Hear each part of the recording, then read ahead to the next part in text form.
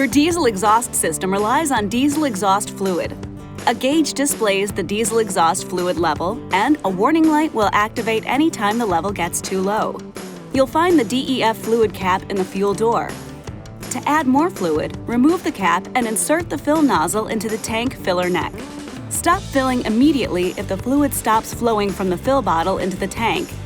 If fluid splashes out of the filler neck, or at a fuel station if the pump nozzle automatically shuts off.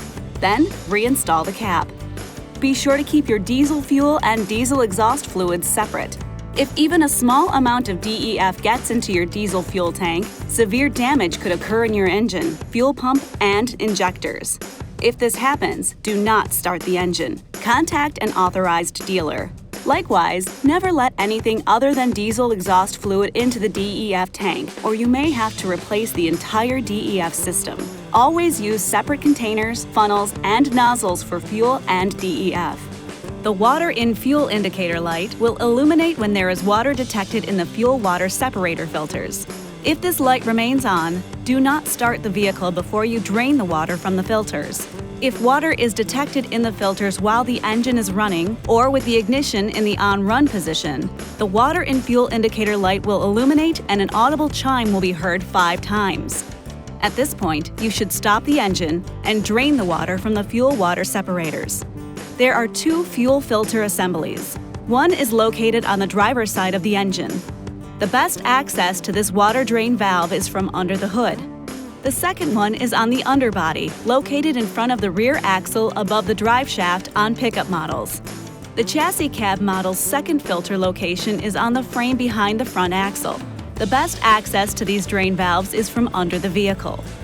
To drain the separator filters when the indicator light is on, within 10 minutes of turning the engine off, turn the engine-mounted filter drain valve on the side of the filter housing counterclockwise 1/4 turn to drain water that may have accumulated. Turn the underbody-mounted filter drain valve, located on the bottom of the filter housing, counterclockwise 1 full turn to drain water that may have accumulated in this filter. You'll need to put the ignition into the on-run position and allow any accumulated water to drain. Leave the drain valve open until all water and contaminants have been removed. When clean fuel is visible, close the drain valve following these guidelines. Rotate the drain clockwise until you feel resistance from the internal seal. Continue turning the drain 1/2 of a turn to properly compress the seal.